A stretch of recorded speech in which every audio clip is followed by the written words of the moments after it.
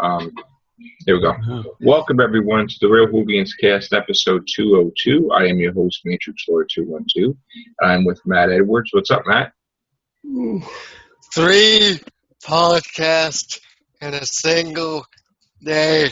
Yeah, not like the 14 record, but oh well. Daniel, what's up? Hi. What's up? My name's Nerd. Hey. And King Scribe. What's up? Hello. The All right, king is here. The king is here. My liege, what would you like to say about the 50th? I thought the episode was okay. I mean, it was good at the end, but at the beginning it took a long time to get off the ground. It was just really slow. But the acting was good. Now, do you think that fans are pissed off? Was excellent. Do you think that the fans are pissed off that it was not Rose Tyler or the Bad Wolf, but just a computer interface? I think Rose Tyler was in the interface. I think that Bad Wolf was when she took in the what do you call it from the TARDIS. Yeah. Yeah, her eyes sort of brightened up like we saw when she took that thing from the TARDIS. I forget what it's called. What is it? Oh. But in Bad Wolf, you remember that, don't you?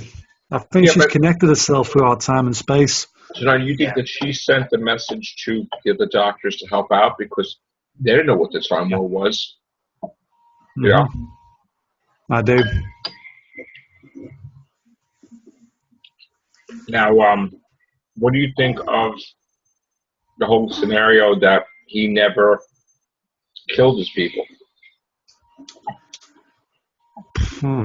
I didn't think he did anyway, to be honest. Yeah. I honestly didn't think he did that. I thought it was he was locked. They were locked in a sort of time lock. Right. But I didn't think he actually killed them. Mm. But apparently he did. Now, what do you made a great video about Peter Capaldi before. I loved it. And would you like to enlighten the viewers on your take on Peter Capaldi for those who haven't seen your video? 1 second clip of him showed his character. Every single doctor you felt through him. And as soon as he came on the screen, it was like a kaboom moment. It was kind of amazing. Right. You could feel every single doctor through his veins. There was like authority there and like, I'm not sure vengeance, but pure energy about him on the screen. And that was just from a second. I know. Imagine the whole series. Imagine a whole series, yeah. Somebody said to me on my channel, it took him a whole year to get used to David Tennant. Right. And 2, to get used to Matt Smith. Peter Capaldi, 1 second. 1 second, exactly. Kaboom! Now, I had heard from the Ronnie that the view from the movie theater, the fans were pissed off when they didn't get to see the complete regeneration to Christopher Eccleston. Were you pissed off about it, or you expected that? I was expecting it because Christopher Eccleston, I don't know what, he doesn't live that far away from me, you know. Right. It's like a couple hundred meters away from where I live, but wow. He's I don't really want to say because he might beat me up, but he's a bit boring, isn't he? It's a bit cheating on the fans not to turn up for it. He was offered it. And I think the one who did the movie was offered to turn up, but at least he did the regeneration scene. Well, I guess it was true that John Hurt did meet Peter Capaldi on set because he said it was nice working with you. So I guess that's what they meant. Yeah, at least we saw Peter Capaldi. I mean, that made I didn't notice it at first, and I thought, hang on a minute. As soon as he came in the scene, the whole thing brightened up. You felt like the force field of our Gallifrey had been increased by 10,000-fold. Right. Boom. Now, I do want to ask you, Scribe, because I know you. It's an honor for you to be on here with us. Remember a long time ago, we kept talking about this, you and I, as well as me and David Aston, about the Patrick Troughton doctor that appeared with Colin Baker's doctor, the two doctors, I had felt that he was a future incarnation using the same form because he had the remote control that Colin, the Sixth Doctor, didn't know about. Now, would that make a lot of sense? Because when we saw Tom Baker at the end of this, he said that, in the future, I guess he will revisit some of his favorite forms. So could it be possible that the Tom Baker was like the last Doctor or a future Doctor? It's, well, the first Doctor said one day is going to return. Right. So it's possible that they could carry on living the same lives over and over again, but the same faces. It is possible. Right. I don't know. It depends on how the fourth Doctor, though. That was, it was a fourth Doctor's form, but older. But it was obviously the Doctor that he was talking to the 11th. Yeah, he did say, I don't forget a face. And obviously this guy had aged, so maybe he regenerated into an older Doctor later. You got to remember, Riversong said something that her Doctor was old. Right. And that could be a Tom Baker. I don't mind it being an older Doctor. Oh, hi. What's up, nerd? Yeah. When you were talking, was being short, and you walked in there, you said, older. It doesn't matter. Tom Baker, what he didn't say, it's not correct what he said, it doesn't matter either way. Yeah, it doesn't matter if he's the fourth Doctor or if he's the millionth Doctor. He's still the Doctor, Tom Baker. So I think that's awesome. Oh, this also changes something else. If Peter Capaldi is the 13th Doctor now, he's isn't he more or less in line with the Valeyard? No, they said 13th Doctor because they just said it like that for John Hurt, but he's actually the 12th Doctor. They just don't, He also came back to life, didn't he? So is that new regenerations? I don't even know what's happening with that. Yeah. That's going to be explained. The Trenzalore thing. The Doctor's TARDIS at Trenzalore is the 11th Doctor because Clara only saw on the time stream up to the 11th Doctor.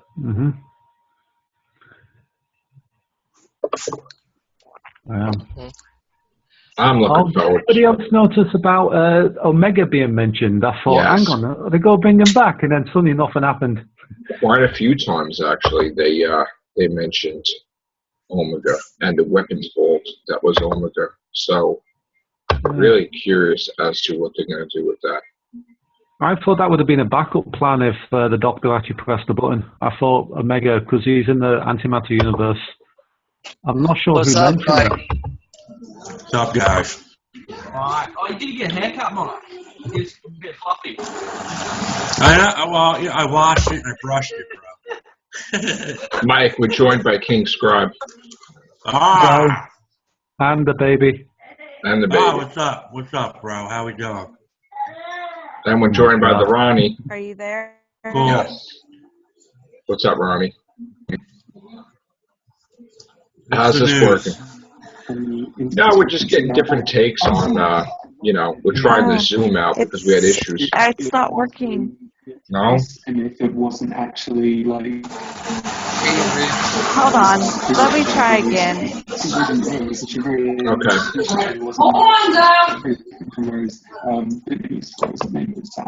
Daniel, you still there? I don't know how to work this. But maybe the interface was like created. You're still there? I am, but I don't know what's going on. Background noise. All right, who's the background noise? I think it's my phone. All right. I don't know why. I don't know why my phone's like. I called it. It's like y'all are slow. Like I'm not getting y'all clearly. I'm not sure. I fucking called that. I said that. What is that? The TV? Is somebody watching a podcast? I have no idea. Sounds like a video or something. Is that you, King Scrub? Is that Pissy? That's Michael Shannon. No, it might be Pissy in the background. And I called. Oh, the puppets in the back? Yeah. Which is basically for like more than Tell you one thing that's in Google Plus. Nerd, I think it might be you or something. Nerd. Let me see. Let me just mute for 1 second. Okay. You guys there? Yep. Okay, Yeah. so it was Nerd that, sorry, Nerd, just give me a second. All right, Ronnie, can you hear me? Ronnie, no? I don't think it's working very well. All right. Well, this is going to be a short podcast anyway, so. Okay. Is this about the Fifth Doctor thing, the little comedy thing they did?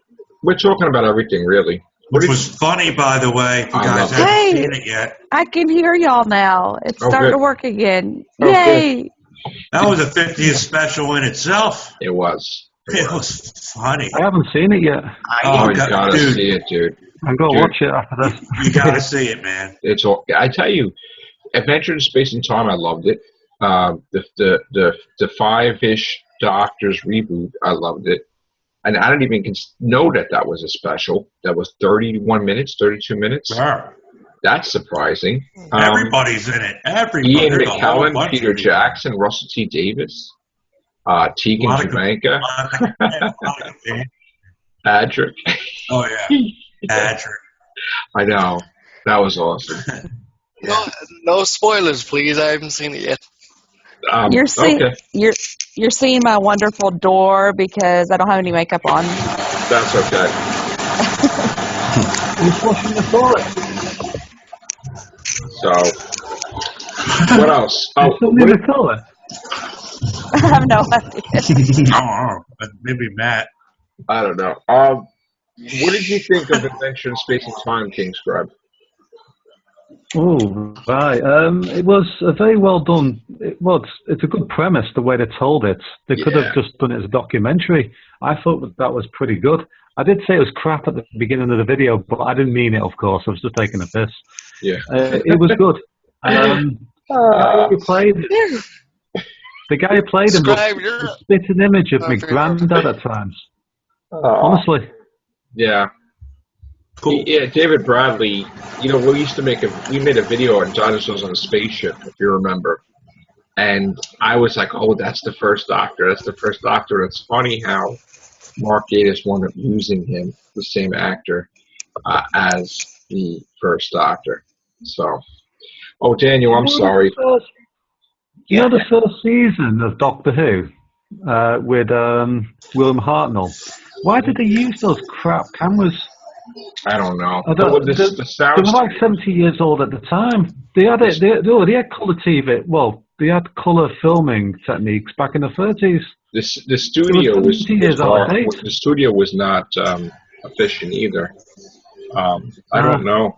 But Daniel, I just want to get Daniel's take. Daniel, what did you think of the Data Doctor? Because I know we didn't get your opinion of it.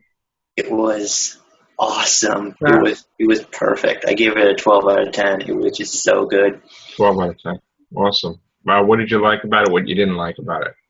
Well, okay, first of all, the whole thing about them going back and rewriting the whole thing about them I didn't push the button. When I was watching it, I was like, push the damn button, but they didn't. So I'm like, oh crap. Now everything's gonna all be all messed up. But the way I think about it is, I used the Days of Future Past kind of thing. They went back and they changed it, but they created something different. They didn't change it. They changed it, but they didn't change it because they kind of hated it from themselves anyway. So it was it was never destroyed. Just he thought it was destroyed. So, but it was awesome. Especially Tom Baker coming back. It was just really nice. That whole speech, it just brought me to tears. Oh yeah. I don't know why they couldn't use Paul McGann though, even though they used him in the minisode. Why they couldn't do something with him if they got him to do the minisode? But why couldn't? Yeah. There was no point in the story where they needed him. The minisode was a part of the 50th, so he was in it. Right. Hey, Tim, what's up?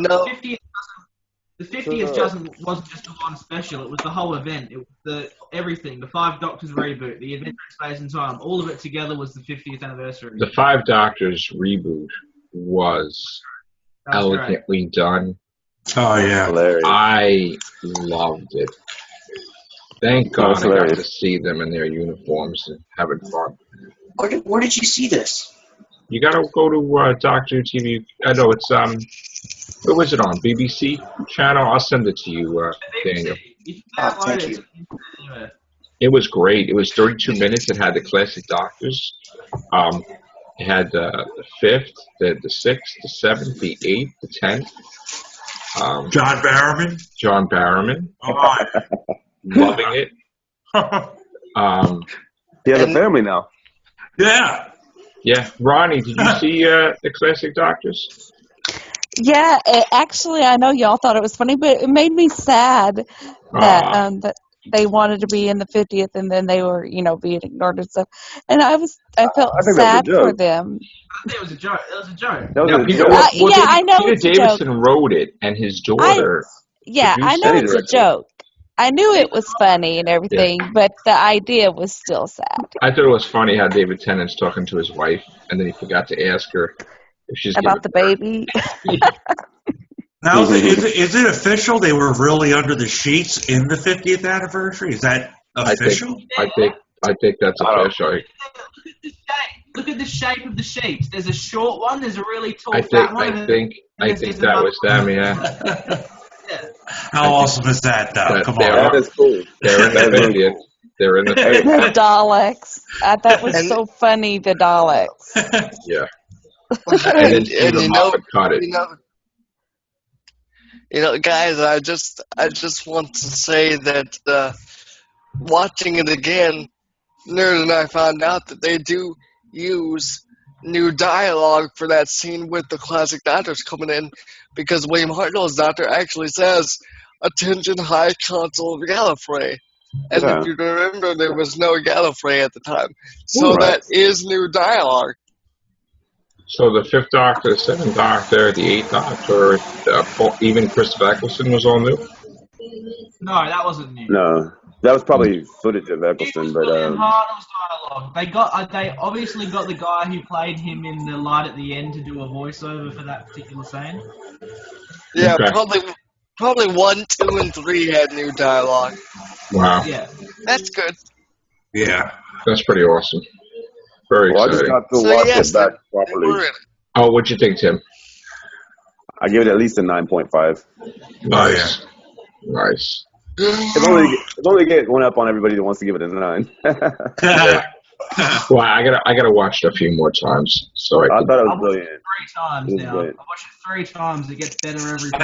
I think with me, Eccleston would have gave it the 10. Yeah. I think we're just missing that little bit of Eccleston in it. Yeah. That and Rose maybe was really Rose. I don't really look at it that way. I just look at it. Was it a good story or not? Oh, it was an awesome story. Like I said, only if that regeneration could add Eccleston in it, just for that couple seconds, man, would have made a really cool impact.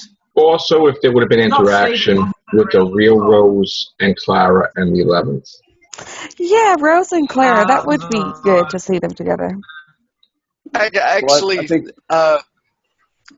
After discussing it, I think Modern Age Nerd and I concluded that there probably is Rose, because the moment tries to stop you from using it.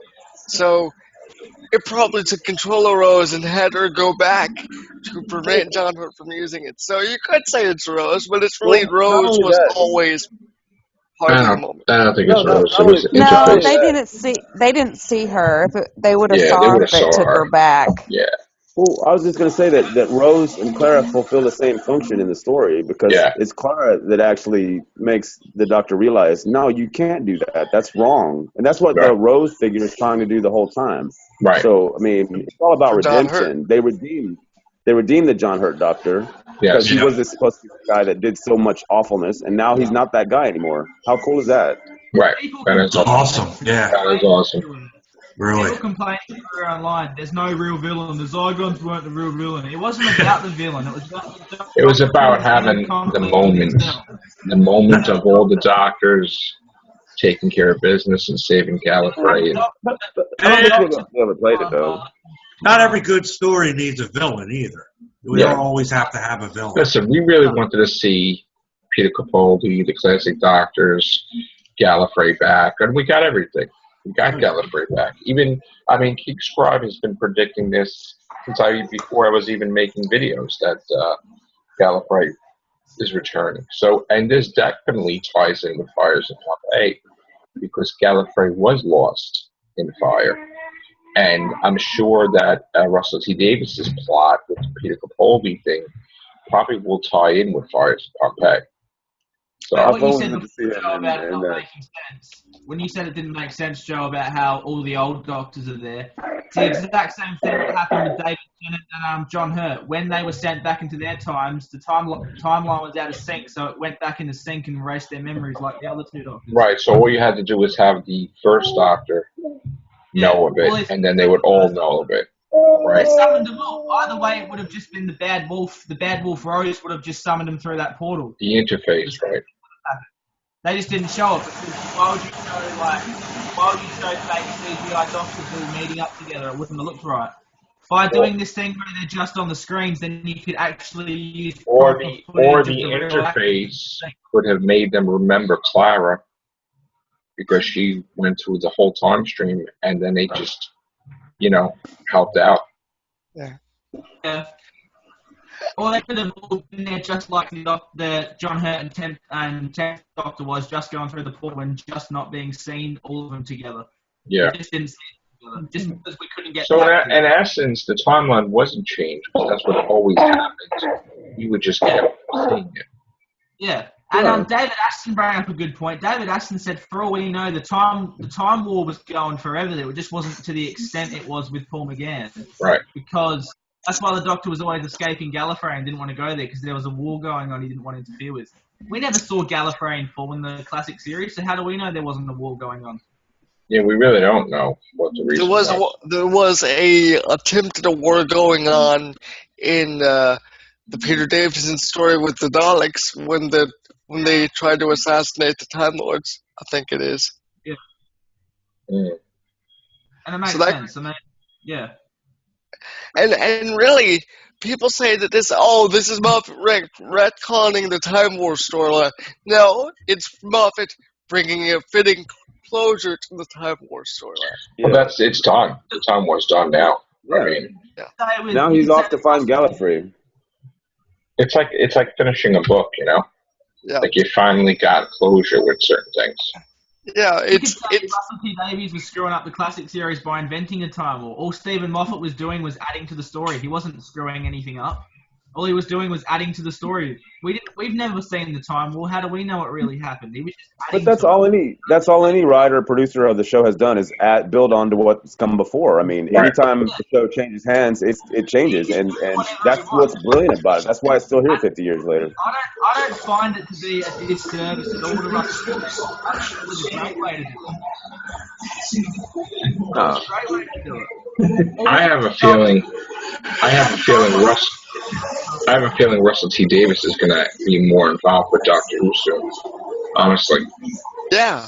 Because I think he's definitely going to. I thought he's playing with bananas and cucumbers now. Yeah, he's doing the NBC shows, those two shows, but he will, I think. I think he'll do Doctor Who again. I don't know if he comes back and writes one or two, but I think it's just like a big hurdle for him because he already made his mark, and now if he comes back, it's gonna be like, oh, I gotta top that. He could just guest write an episode. Why not a guest writer? Why not? I mean, he should have come back by now. There's no pressure. Right. Yeah, but then I guarantee we'd be sitting here going, "Oh, you know what? Honestly, if you think about it, the only reason this pressure is because everybody makes it out to be. He could just come in, relax, and do an episode and go. It does not, oh my God, it's going to affect his career. I mean, come on, they just had Peter Jackson and Ian McKellen on there. Like it won't affect his career, but in his mind, as a writer, as Russell T Davies, he's gonna think that's a huge hurdle, that's a huge task to undertake, and am I up for it? So that's where I'm coming from. Like that's why I think he hasn't been back. He feels like I heard that he had too much of a workload, and it was too much for his own health too. Well, that came up with a satisfying conclusion to the Zygon plotline. I honestly said when they went back to the gallery, obviously they were locked down in the room for a few hours, so they said the deleted scene or something where they just let the Zygons and the other people out. Remember they said they locked them in there after they used memory wiper on. They wiped all their memory so they would all think they were humans, and then they locked them down until a few hours was up. Yeah. I think it was just a deleted scene for time or something that they just cut out when they run out. Yeah. I think that I think that Captain Jack is going to return too, because I think they're really going to expand on the Vortex Manipulator thing, because Clara still has it. She didn't put it back as far as I'm concerned. And when now the question is, what's she going to do with it? But it is interesting how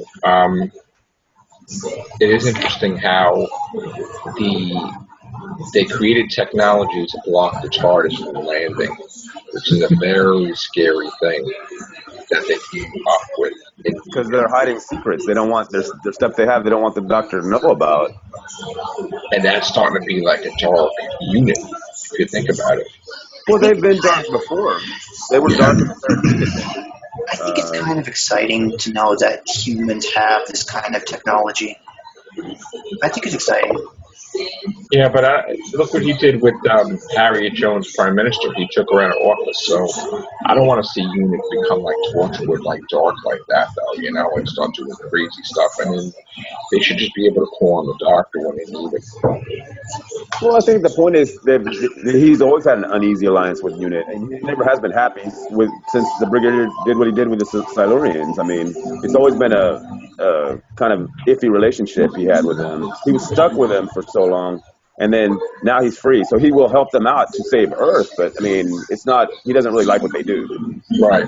Plus, just because he had a good relationship with her father doesn't mean that he likes her, because the dynamic between them two could be different, because in his eyes maybe he doesn't trust her as much as he did her father. Right. Now, is Osgood Kate Stewart's daughter or no? Did anybody watch that again? From the best of my understanding, Mom is just a slang they use. No, Mom is Mom. M-A-A-M. Say ma'am. No. She said ma'am. No, I thought. I don't mean ma'am. I'm talking about if that's actually her daughter. No way. Nah, she was just working at UNIT. It wasn't a daughter. It wasn't said that I know. I watched it. Get your inhaler or something.